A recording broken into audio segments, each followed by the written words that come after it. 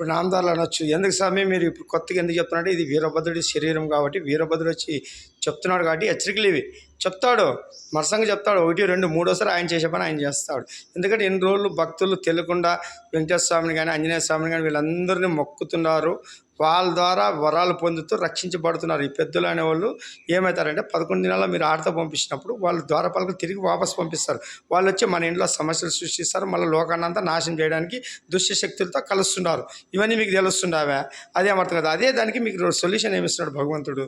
మీరు 11 దినము చేసినప్పుడు స్వీట్తోన ప్లస్ సాటుతోన 2 ఎడలు పెట్టండి. వాళ్ళకి నచ్చింది తినిపోండి అని చెప్పండి, అర్థమవుతుంది. తర్వాత ఇప్పుడు సంవత్సరం చేసేవాళ్ళు 2 ఎడలు పెట్టండి. స్వీట్తోనంటే అన్నము, వంకాయ, పాయసము. తర్వాత మీరు నచ్చింది మీ తాతల కాలం నుంచి వచ్చిన ఒక ఎడ పెట్టండి. 2 ఎడలు వేరువేరుగా పెడితే మీకు నచ్చింది తినిపోండి అని చెప్పడం. అప్పుడు అర్థమవుతుంది. వాళ్ళు నచ్చింది తిని వాళ్ళు ఇంకా మనకి ఏ ఇబ్బందులు కలిగించరు. వాళ్ళ తర్వాత కర్మ సిద్ధాంతం ప్రకారం వాళ్ళ జన్మలు, వాళ్ళు ఏం కర్మలు చేసినారో వాళ్ళకి జన్మ ఇయ్యాలో, ఏ జన్మలో పంపించాలో అని భగవంతుడు ఆలోచిస్తాడు. ఇవి చేయండి ఆయన. దీనికి సొల్యూషన్ కూడా ఉంది.